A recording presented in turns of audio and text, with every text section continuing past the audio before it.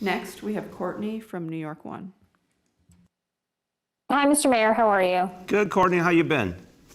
I'm good. Thank you. I wanted to follow up on the vaccine mandate, specifically on this issue of sick leave at the FDNY. We obviously heard over the weekend that 2,000 firefighters or more than 2,000 firefighters have been calling out sick, and it's, I guess, related to the mandate. Can you weigh in on that? And can you also let us know if we're seeing any other trends like this at any of the other agencies?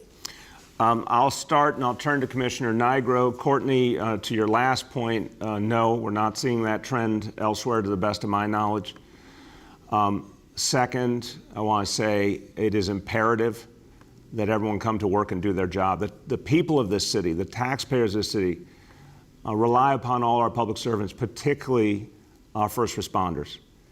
And we have a lot of respect and a lot of love for our first responders.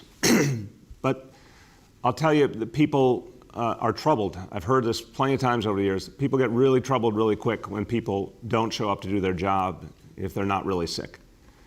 And we have every reason to believe there's a lot of people out there claiming to be sick who are not. It's not acceptable.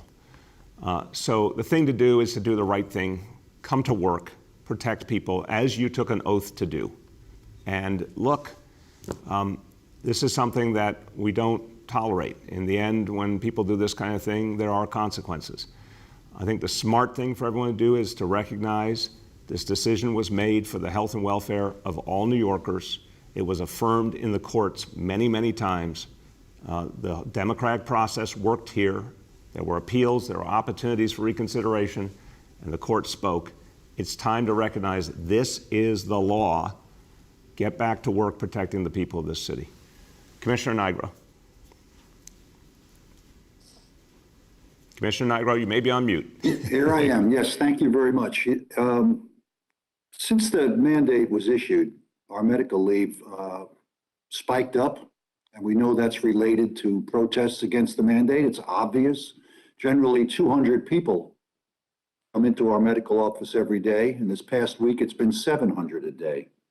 The majority of them are unvaccinated. This is completely unacceptable. Thanks to those who are stepping up to fill those spots, the department is functioning quite well.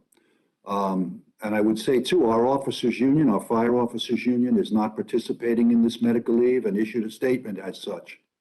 And our EMS unions are not either. But our firefighters most definitely are. I asked them to rethink this, to remember their oath of office. It's not only affecting the people they serve, it's affecting their brothers and sisters in the department who are forced to fill their spots day in and day out. And thank goodness for them. Thank goodness for them indeed. Go ahead.